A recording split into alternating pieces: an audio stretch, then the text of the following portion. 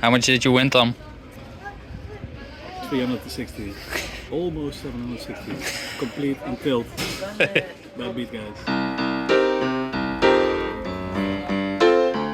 So this is the biggest pot that I played over the last few days.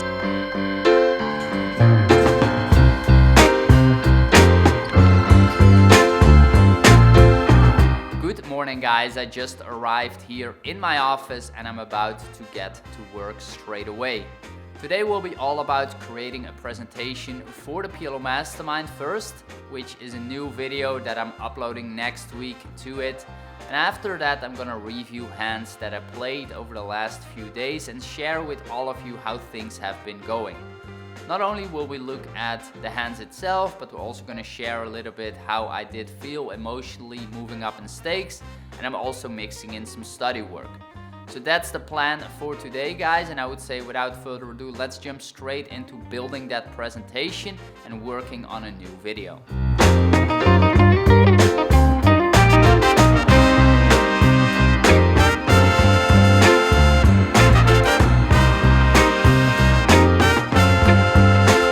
Hey guys, what's up and welcome back to a new episode for the PLO Mastermind.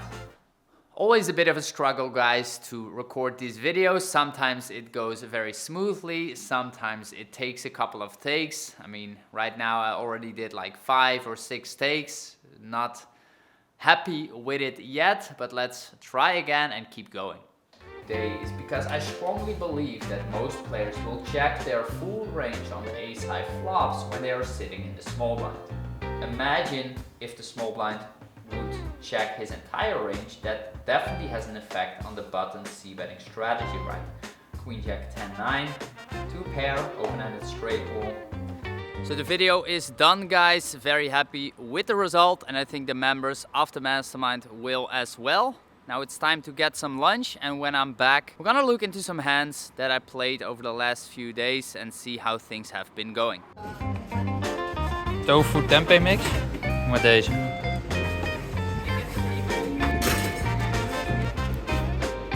Right now I'm jumping into a study session first, and I'm watching a video by Backwash. And Backwash is a coach of the PLO Mastermind. And Backwash is absolutely crushing his red line. He's doing extremely well there. And I think that he's a highly exploitative player who goes very aggressive on his opponents. He's winning a lot of hands with non-showdown. And I'm gonna watch this video and see how he's doing that and what can I do to improve my red line. So that was very interesting, a lot of good takeaways for myself and things that I am going to incorporate into my game, or at least try to do better. And I would say now let's jump straight into some hands that I actually played over the last few days to see how I'm currently doing.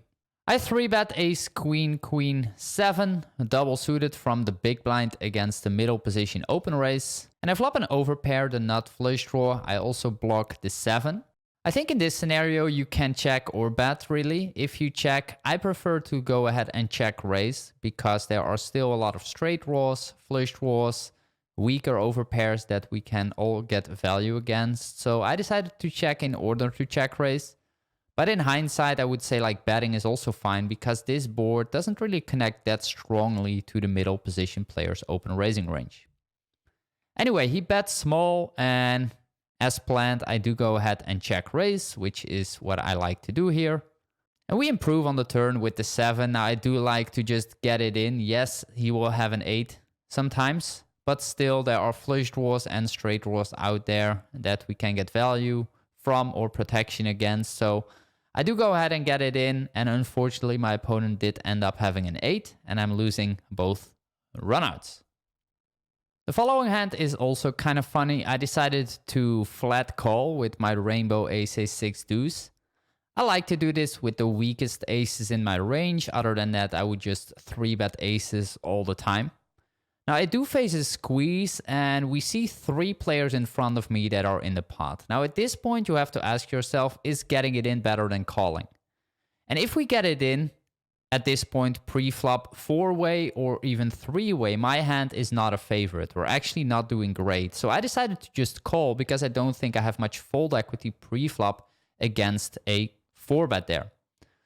So we go 4-way to a flop, and I flop bottom 2 pair. And at this point, I decide to call versus this pot size bet. And the reason is because the big blind is in the pot as well, and he plays a big stack, same as myself. So I don't want to get it in if I raise here, and then Isildur in the big blind calls or raises as well, and then we are in a very difficult spot.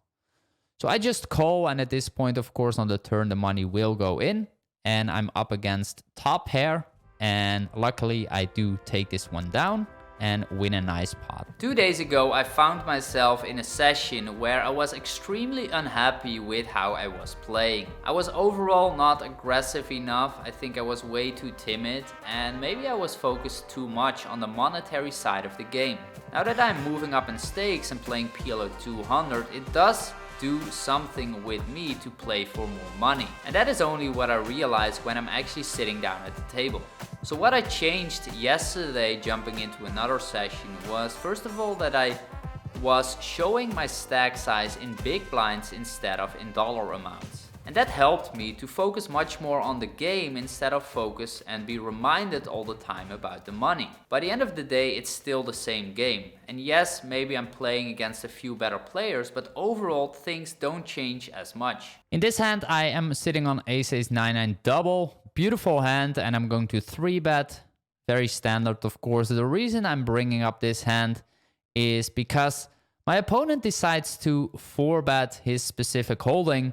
And I would advise, generally speaking, to not 4-bet king 7-6 unless you know that your opponent is extremely wide and aggressive.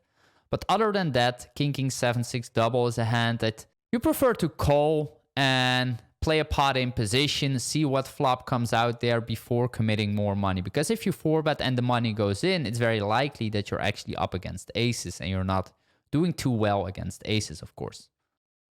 In the following hand, I call with ace-8 6-4 double. This is a little bit close. Like, I could sometimes 3-bet, but in general, I like to 3-bet hands that are a little bit stronger than this one, better connected, so I like a call. I flopped a nut flush draw, backdoor flush draw as well, and a gutter against a large bet. I have a straightforward call. I don't really want to raise this hand straight away. I first want to see a turn. On the turn, I improve with an additional gut shot. So I have a double gutter now and a nut flush draw against a large bet. We have a call. Like, you don't want to raise and get it in here because you are behind against your opponent's betting range. But you call, you get the right price and see a river basically. I improve on the river to the nuts. So that's great. My opponent gets it in himself, and he was bluffing with the missed rep himself and one hard blocker, and I take down a nice pot.